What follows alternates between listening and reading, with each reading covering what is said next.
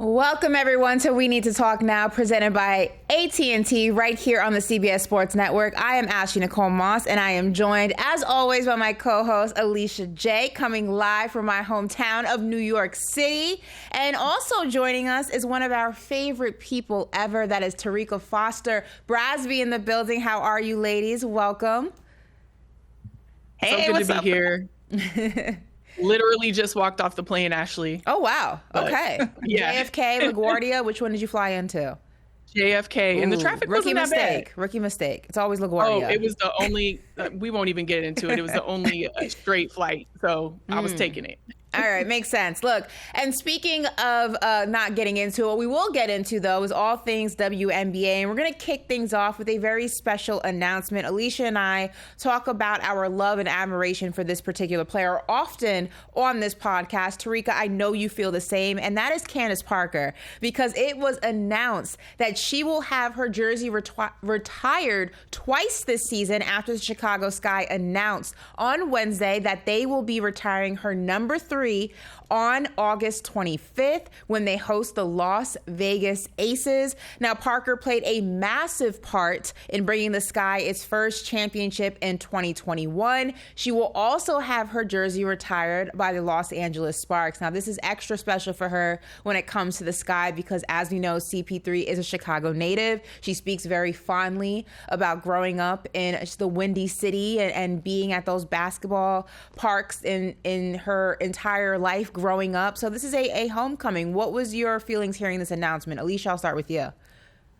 Give Candace Parker all her things. She deserves every single thing that is coming to her. She not only changed the WNBA, but she changed the game of basketball. So retire her in every city as far as I'm concerned, but literally give Candace Parker everything that is coming to her because she deserves it. Yeah, 100%. Like, I think she may even be the first player to get 2 retirement ceremonies in one season. So, like, it is just, there's no words to describe Candace Nicole Parker, and she deserves every bit of recognition that she will receive. So, very much congratulations to her. Yes, congratulations to the original CP3, as I like to refer to Raz. Look, we're going to kick things off a little bit where we left them off last time we were on CBS Sports Network, and that is just recapping everything we have seen in the W in the past 2 weeks. Last week, we were recapping everything we saw in the opening week, and there was a lot to get into, okay? And it has not slowed down now that we're 2 weeks deep. So, Terrika, heading to you first, what were some of the biggest observations you had maybe this particular week or just overall between the opening week and this last week that has just officially wrapped up or is on the verge of wrapping up rather? What is something that stood out to you player-wise, team-wise? Break it down for us. Yeah, well, a couple of things, right? First and foremost, it's Washington. Like, I think Washington has surprised everybody. They're such a fun team to watch. They continue to fight every game. And Kiki Iriafen, girl, you are a bona fide star in this league. Like, she's now recorded 4 consecutive double-doubles. She's now in the conversation with Caitlin, Angel, and Satu as the only rookies to record 3+ straight double-doubles since 2020. And last night, they had an opportunity to play in front of the city of Baltimore, which is the first time that we've seen WNBA action in Baltimore. And I just can't say enough about how Washington just continues to put people on notice, how Brittany Sykes is playing excellent at the point guard position. I think a lot of people wrote that team off this season, but they're proving that they can play. I think the other thing that stood out to me is Paige Beckers. Like, I got an opportunity to cover them on Tuesday in their matchup against the Connecticut Sun. She walked into Mohegan Sun Arena 15-0. She had never lost there. She had played there many times for the Big East tournaments. And at the end of the day, she just felt comfortable. To see her in action, to see her play at such a mature level was so incredible to watch. To see Dallas finally get a win was absolutely fun to watch as well. So I just love the way these rookies are coming into this league and already shining. Yeah, and I would add Sonia Citron to that as well, Terrika, when it comes to Washington. When you just look at what they are doing, and I was one of the people who did not expect a lot from them. I'm going to be honest. When you look at what they're doing, it's just really phenomenal. And they have other players that aren't even at 100%. You know what I'm saying? Like Aaliyah Edwards coming in. Shakira Austin is doing great, but she's also not even at her like highest capacity that she could be as a player. So, man, just watch out for Washington. I couldn't agree more with that, Terrika, because they are coming. And they also have a bright future, not even in this season, but seasons ahead when you look at the rookies that they have. But I have to mention the Valkyries. That is one team that I have loved watching as a Bay Area girl. Ashley knows I talk about it a lot. Yay, area. It has been, yay. Anyway, as a Bay Area girl, it has been so amazing to see the first expansion team in 17 years come to the Bay. And the whole Bay is behind this team. It's so exciting to see the fans, the sellouts in the arena. And the team itself, you know, they don't even have any of their draft picks on their final roster. And they are doing, you know, well, despite being an expansion team and just coming into this league. And then you also have Natalie Nakase, who is making history as the first Asian American coach in the WNBA. You look at all of the players that are really making an impact. Tiffany Hayes, Monique Billing, Van Loo is a fan favorite for the Valkyries. Burton, I mean, the list goes on and on. The team is still figuring a lot of things out, but it has been fun to watch them just because they're making history. And also, they are a squad. Like, they really are a squad that is going to really be scary a little bit more deeper into the season, but then also in the future as well. Terrika, I want to get your thoughts on this before we move on to a more serious topic that we're going to discuss. Alicia and I have spoken about this ad nauseum, I feel like, on the pod, and because I feel like it's so necessary. The rookies in this league, specifically this particular season and last season, I feel like we always talk about how there's no turnaround, right? For them to kind of catch their breath. It goes college, it goes declaring for the draft, it goes the draft, then it goes training camp, then it goes preseason, then it's the regular season. How impressed with you each and every season, though, how more just prepared these rookies are coming into the W and how they can just hit the ground running and really make an impact on the teams that they're drafted to. Yeah, you know what? One thing that I had a conversation with Coach Sydney Johnson about a week ago, and the one thing that he said to me about like Sonia and Kiki, for example, is their ability to be, their ability to pay attention to detail and their want to learn. They walk into the film sessions and they have their notebooks, like they're in class, taking notes, writing things down. They're having conversations with the veterans. They're literally looking and listening and being sponges. I asked the same thing of Paige Beckers, you know, like what is it for you? And she's like, I'm just trying to pay attention. I take it possession by possession. I want to see where people are, what people are doing. And I think that is so important to a rookie, being able to be adaptable to your surroundings, being able to learn and to be willing to learn and to figure out on the fly sometimes when things need to happen, how things need to happen. These rookies are coming from programs that have set them up from success. I expect nothing less coming from a USC, coming from a Stanford, coming from a Notre Dame, coming from a UConn. You expect nothing less because in the college game, they're teaching them to be pros at certain programs, and it shows. So I do agree that there is no break and there is no turnaround, and that can sometimes be frustrating and overwhelming. But when you have that discipline and that dedication to wanting to be great and hone in on your craft, you get the kind of production and performance that we're seeing from the rookies over the last 2 years. Yeah, just never ceases to amaze any of us how quickly they're able to just adjust and get acclimated. Yeah. We're gonna switch gears quickly, and we're gonna discuss something more serious. As we all know, the WNBA is constantly trying to foster a safe space for players of all shapes, creeds, colors, walks of life. And in the past year, we have seen a different level of conversations being had on social media, and those conversations haven't been the best. And because of that,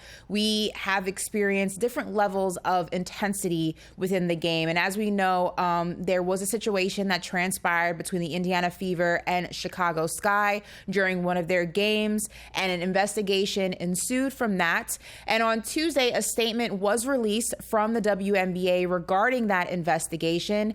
And it came out that there was nothing that was able to substantiate the claims that were made regarding that game. So to break this down for everybody who was unaware, this is the WNBA statement on the league's investigation results.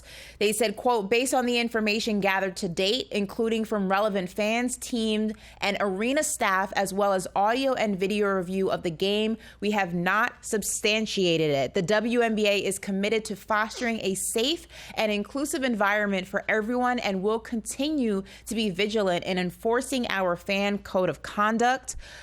For people who are unaware of what happened, there were claims made by people who were not only on social media viewing this video, but people also attending this game, that derogatory statements were being thrown at players, specifically Angel Reese from the fans of the Indiana Fever. There were videos that were circulating all around social media. Everybody had an opinion. Both the Sky and the Indiana Fever released statements. Angel Reese was asked about this after practice, and she basically said that she, is going to leave the investigation in the hands of her team and the WNBA. This is the Sky statement on the matter, saying, quote, we appreciate the quick action by the league and the Indiana Fever to take this matter seriously and to investigate. This process demonstrates the league's strong stance on stopping hate at all WNBA games and events, and we will continue to support those efforts. The Fever also had a statement. They said, we appreciate the swift and thorough process undertaken by the WNBA to investigate these allegations, which were not substantiated. At Gainbridge Fieldhouse, we are committed to providing the best possible basketball experience for players and fans, and where hate speech has absolutely no place. Now, I want to give you both the floor to give your feelings on this, and we're going to pick this up after the break as well, because it is something that needs to be talked about in a complete context. Substantiated just means, for people who are unaware, I know that's words kind of getting jumbled on social media, it just means there wasn't enough evidence to lean one way or another. That did not mean and does not mean it did not happen, just means that there was not enough evidence to prove whether or not it did. So Terrika, kick things off for us. And like I said, we're going to pick this up after the break. What were your feelings regarding the outcome of this investigation? I wasn't surprised at all. You know, I'm a girl from the east side of Detroit, Michigan. We were raised with a certain code of conduct, right? And that one thing is you don't rat.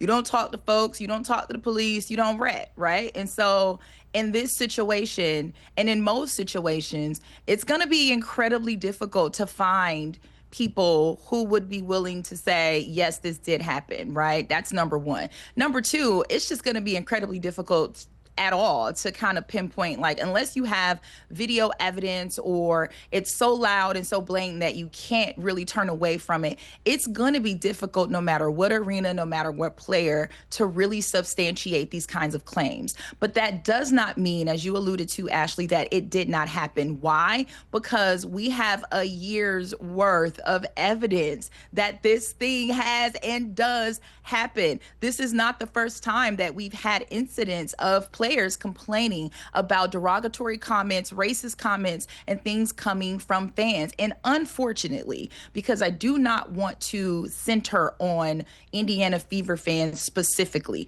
but it is unfortunate that there has been a few who have come from the Indiana fan base, unfortunately, that we've seen other players complain about. We've heard Alyssa Thomas talk about it. She's a player that hardly ever speaks up on these kinds of matters. We've heard Dejanay Carrington speak about it. There was even a video that surfaced on social media where fans were outside of the arena making derogatory statements about Angel Reese when asked, is there one word used to describe her? So to say that this was just a fabricated story, or to allude that this didn't happen, would be a little premature and immature of all of us who knows that this has happened before. But I do appreciate the WNBA taking this allegation seriously, looking into it, and trying to at least find some solution to support their No Space for Hate campaign that they're currently implementing.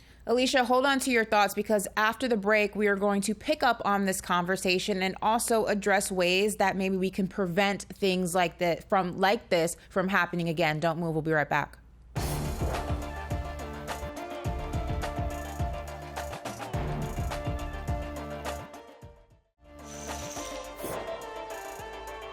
Welcome back, everyone. And before the break, we were having a very in-depth conversation about the league's investigation into the alleged derogatory statements that were being hurled at some of the players during the Indiana Fever Chicago Sky opener. And Alicia, I wanted to get your thoughts on this, and then we'll wrap up on ways to improve on making sure these situations do not happen in this league. But what were your thoughts on the investigation and ultimately the results of it?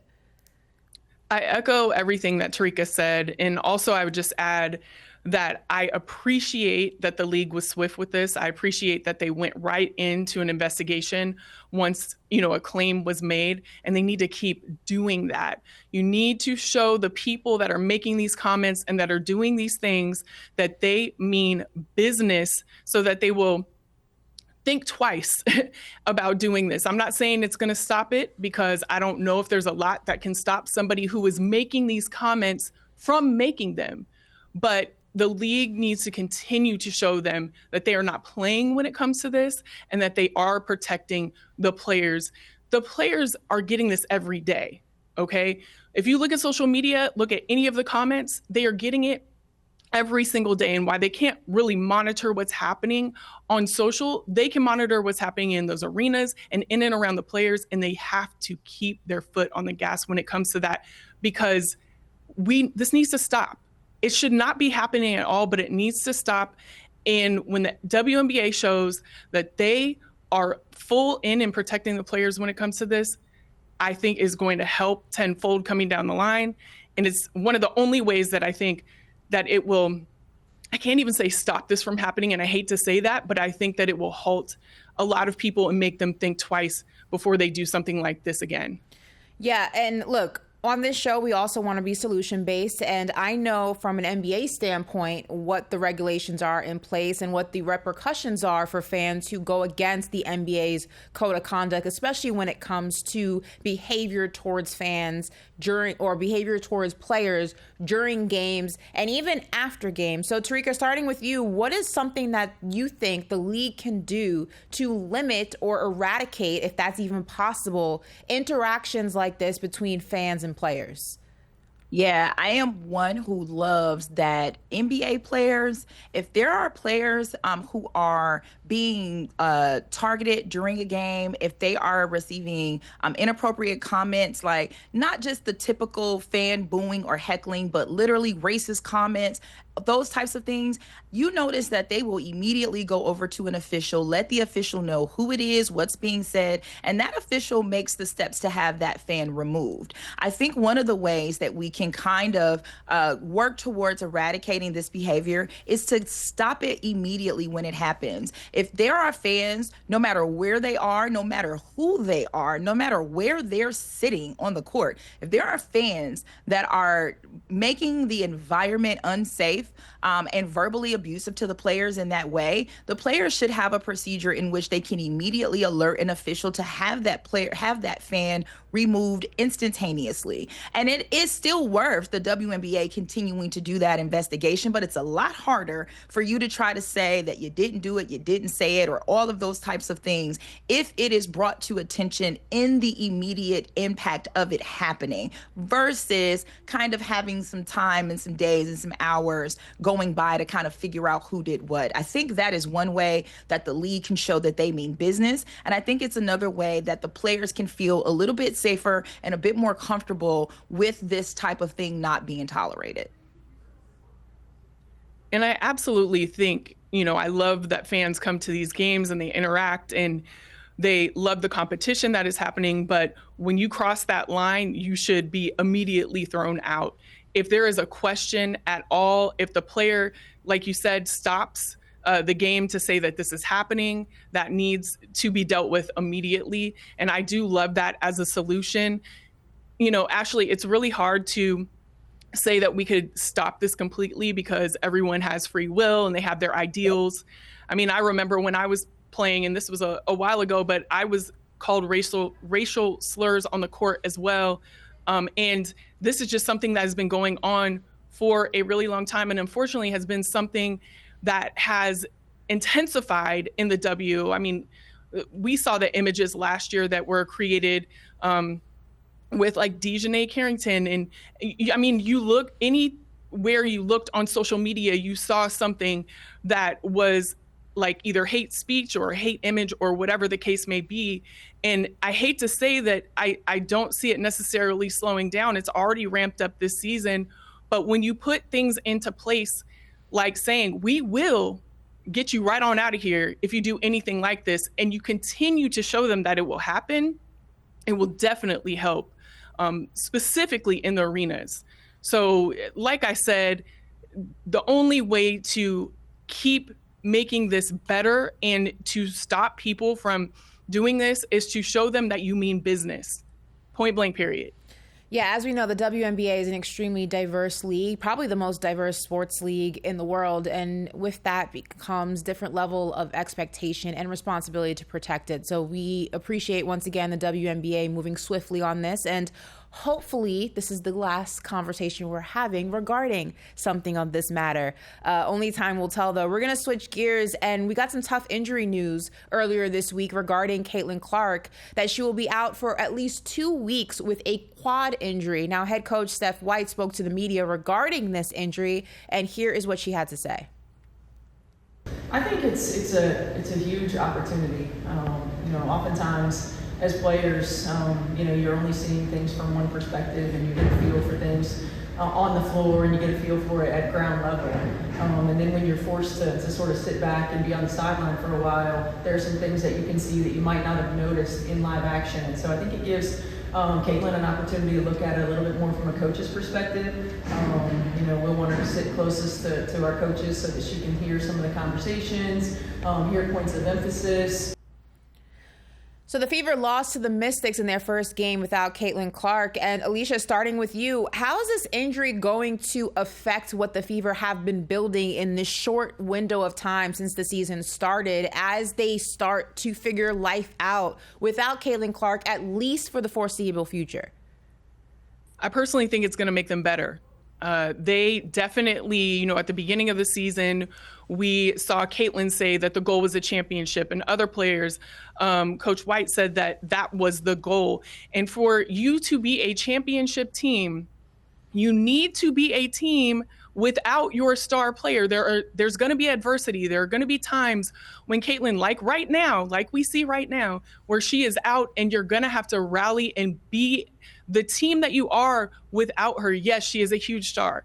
Yes, she, not having her is going to make an impact on the team, but you need to know how to operate without her to be a championship team, because you never know what's going to happen in the season.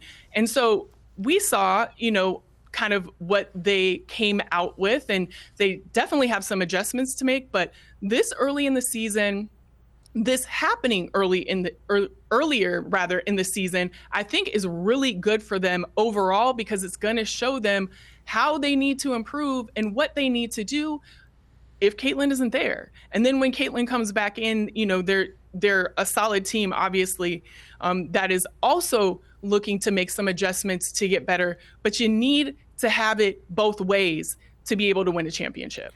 Terrika, obviously, when a player of this magnitude sustains an injury and that injury keeps them out for an extended period of time, you're always wondering who's next up, who's going to fill that void. So looking at this Fever team, who is going to fill that void? Is it even possible, or is there a workaround to wait until she, meaning Caitlin, gets back and figure out how the team can adjust in her absence?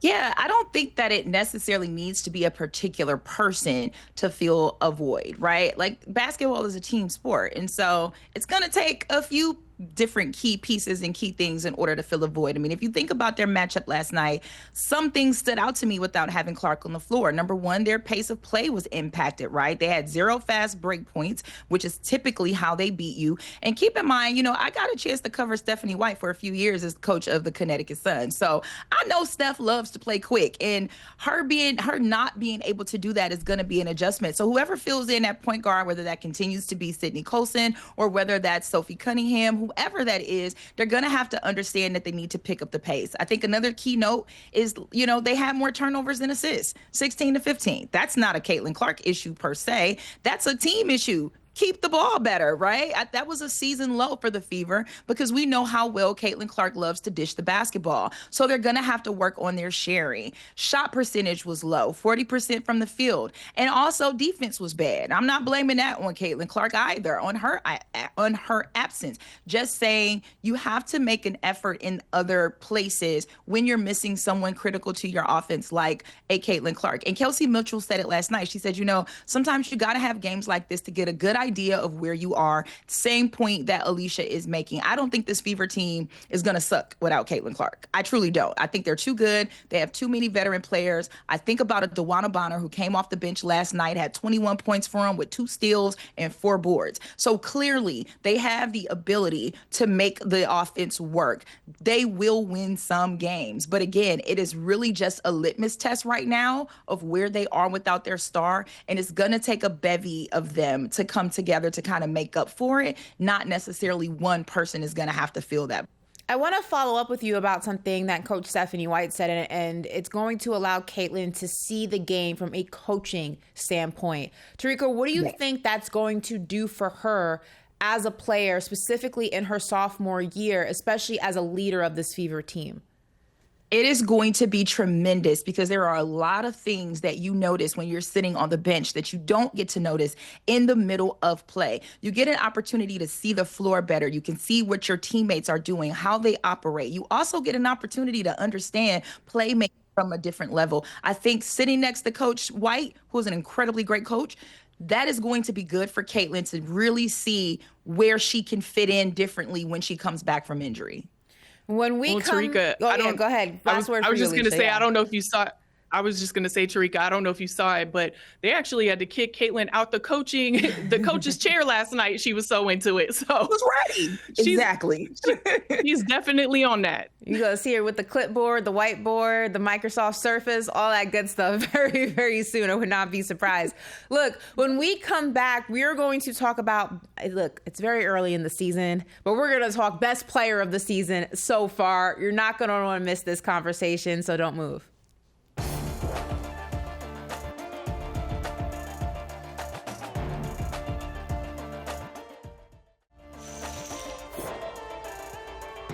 Welcome back, everyone, to We Need to Talk Now, presented by AT&T. And speaking of AT&T, it is time for our AT&T guarantee, and that is the best player so far this season. Yes, I know it is only 2 weeks into the WNBA season, but some stars are shining brighter than others. So, Alicia, I am going to kick things off with you here. Who is your, I guess, way too early pick or just right on time pick? However you want to label it. Who's the best player so far this season?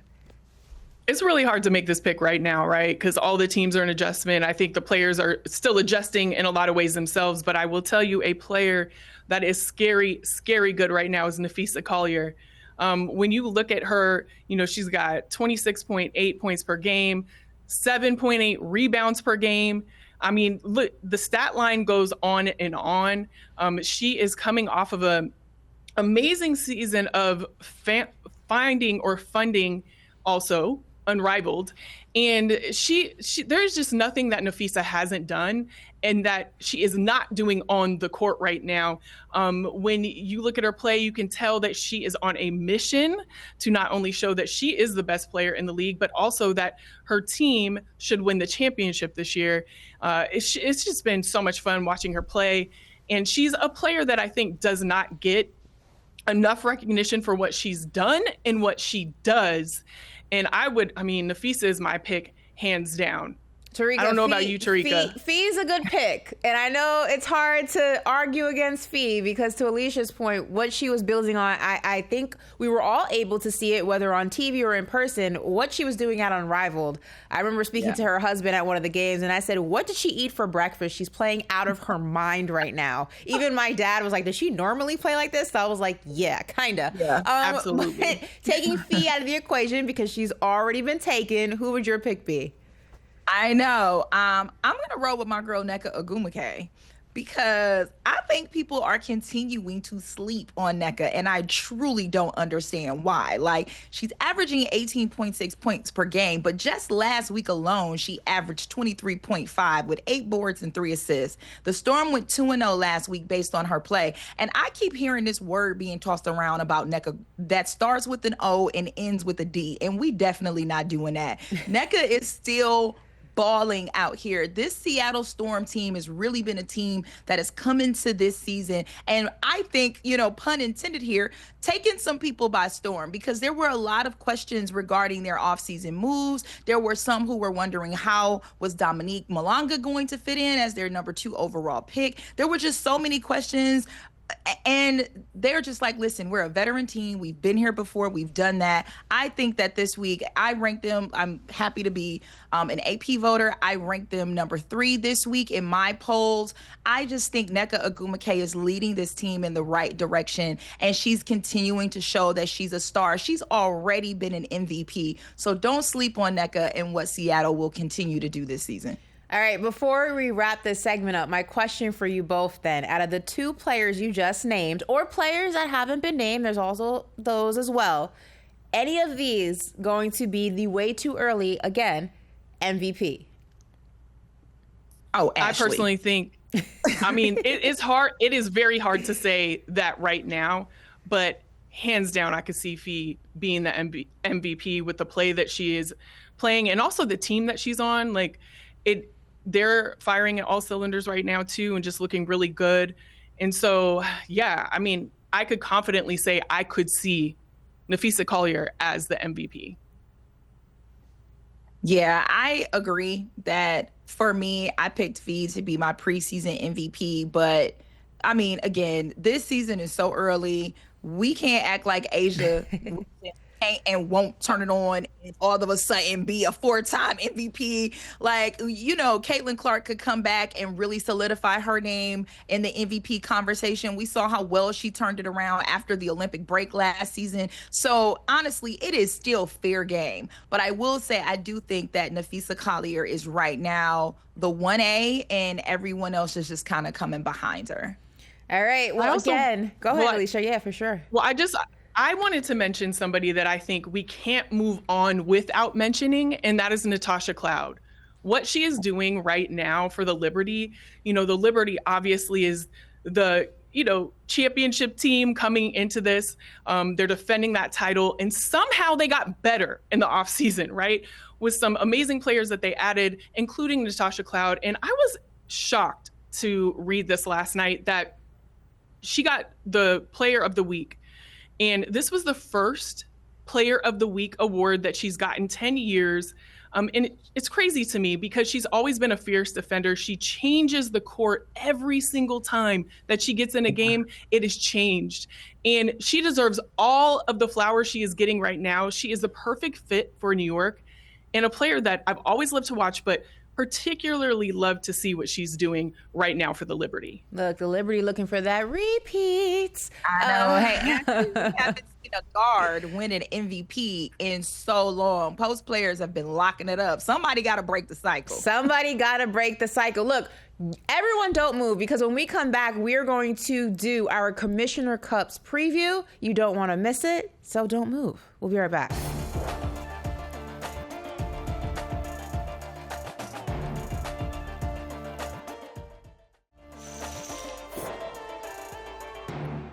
Welcome back, everyone. And this weekend will mark the beginning of the Commissioner's Cup. Now, as we know, Minnesota won it last year, and maybe they can repeat, or maybe we'll have ourselves a new champion. For people who are unaware of how the Commissioner's Cup works, don't worry, we got you covered. Check this graphic out here with the breakdown of what you can expect. So it's an in-season tournament taking place over a 2-week span. Teams compete in cup games within their conference. Winners of each conference returns go on to compete in a championship game. Now, if this sounds familiar, it's because the NBA actually took this idea and developed the in-season tournament, which has worked wonders for the NBA. But Terrika, I will start with you. The Commissioner's Cup is always fun. It always just adds an extra level of oomph to an already fun season to watch. What are you most looking forward to this year?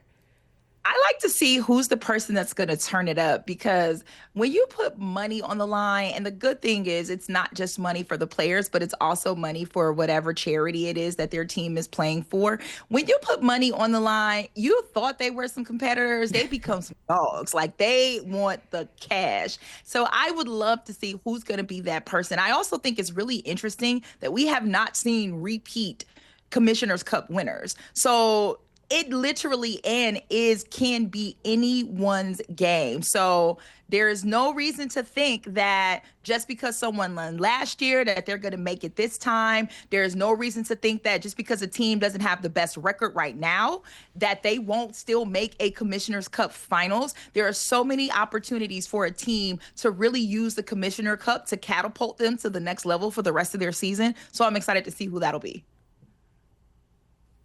I mean, $500,000 split, I will lace up right now and get out there on the court. Period. And, you know, seeing teams and how they are really trying to figure it out right now. There's a lot of teams that, you know, they're looking at different players on the court together. They're just trying to see kind of how their chemistry works for them, right? Money is going to really intensify that really quick, right? We're going to find a way to win this money, and it's going to be fun to see the competitive nature coming out, not only for the money, but also just for the bragging rights of it. I would love to see a Liberty and Lynx, you know, rematch of the Commissioner's Cup. Also, obviously, a rematch of like what we saw in the championship as well.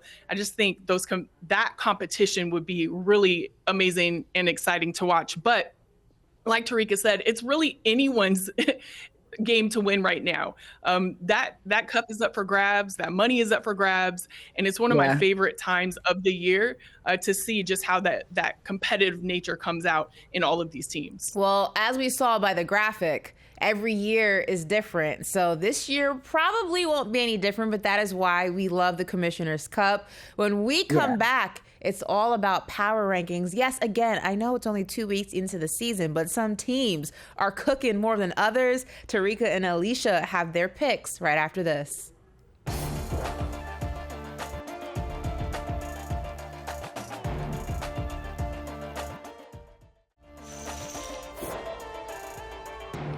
Welcome back, everyone. Ashley, Alicia, and Terrika here, and it has been a jam-packed show, and we are not done just yet because we have to talk power rankings. Now, this is a mini version of power rankings because, as we know, the season has just started, but that has not stopped some teams from shining brighter than others. And Terrika and Alicia have their picks. Terrika, I am going to start with you. Kick it off. Who do you have cooking more than the other chefs in the kitchen right now? All right, so for 3, I am going to say the Seattle Storm. As I mentioned earlier, I think Seattle is just playing incredible basketball right now, led by Nneka Ogwumike. Skylar Diggins is finding her way to just completely do what Skylar Diggins does. And it just feels good to have this team kind of in the mix. You always feel like it's a real season whenever Seattle's playing well. So they're sitting at 3 on the power rankings for me. Number 2 is the Minnesota Lynx. For all the reasons that Alicia alluded to earlier, Napheesa Collier is playing out of her mind right now. Kayla McBride is back, and Kayla McBride is going to be a beast that she always is. She a shooter. Love Kayla McBride. I just feel like this team continued the same consistency that they had from last season. And even when they were down in some matches, as they were down by 15 points, they figure out how to close. They got people who can step up at different moments like Natisha Heideman.